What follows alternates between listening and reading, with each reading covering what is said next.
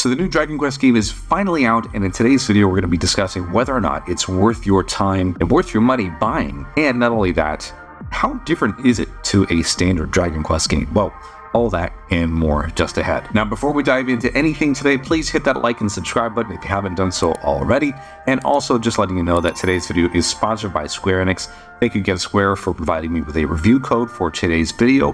Hope you guys enjoy.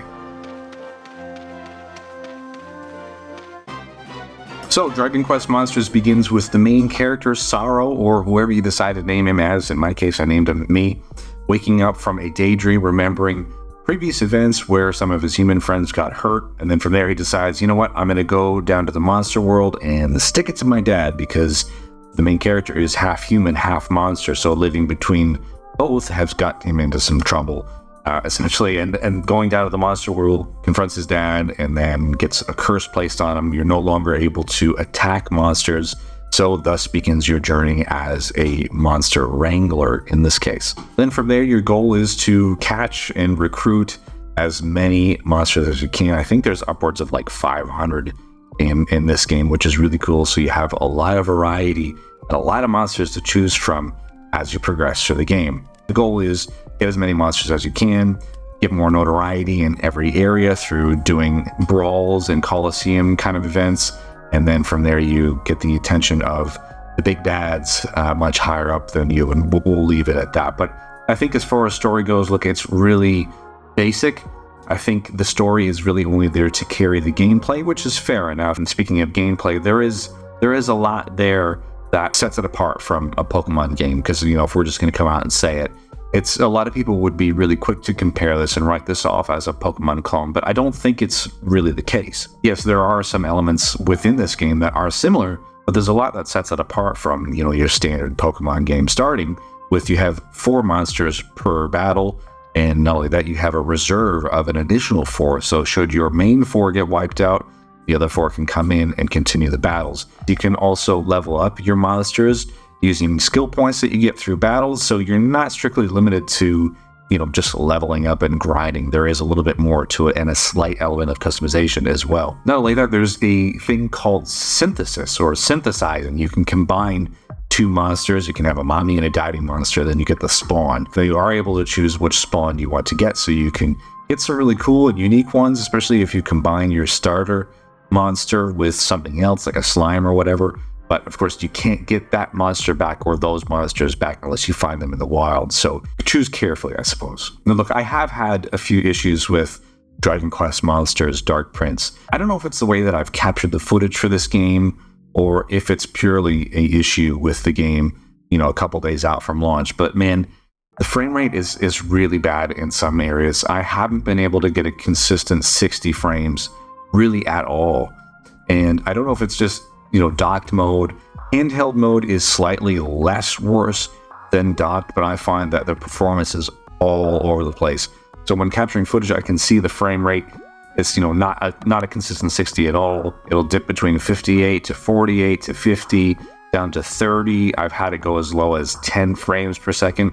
You'll see in some of the footage that I've captured here.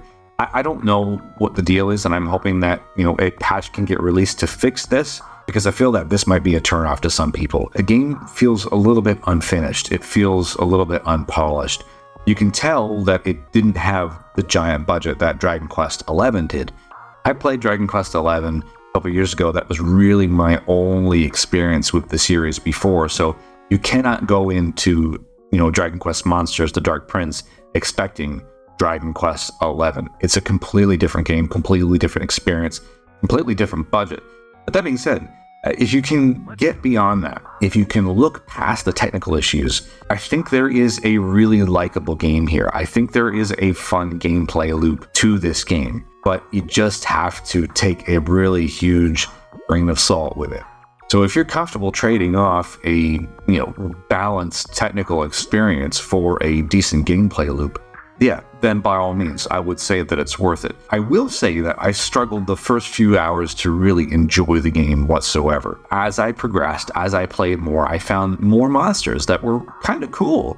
And the story did kind of grow on me a little bit. Yes, it's kind of the generic fetch quest story. Can you go do this, or go fight these guys and become a bigger bad guy, so that way all of the the monsters know about you, then you can recruit them to your team. And yes, there are some other elements to the story. You get some other player characters that can tag along with you that are doing their own things. So, I mean, I don't want to spoil it any more than that, but there are some people that have some significant stakes in the world and the events of the world around you.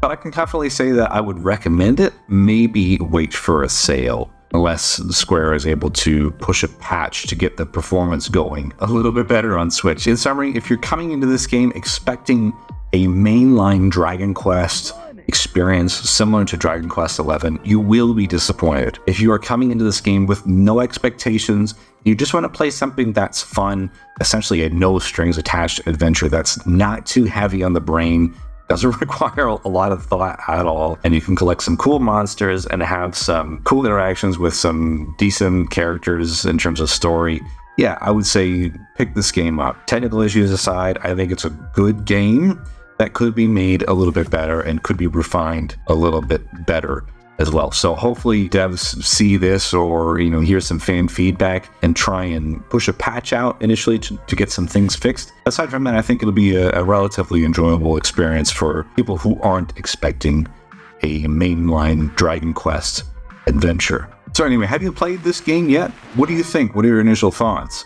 I'd really be interested to hear some feedback from some of you guys who have grabbed the game. What's the vibe here? I would like to know, because reviews online, there's a lot of good positive feedback already, but there's a lot of other people saying similar to what I'm saying, technical issues, gameplay loop is great, but there's always that other thing that's preventing people from really enjoying the game. So anyway, thank you so much again for watching today.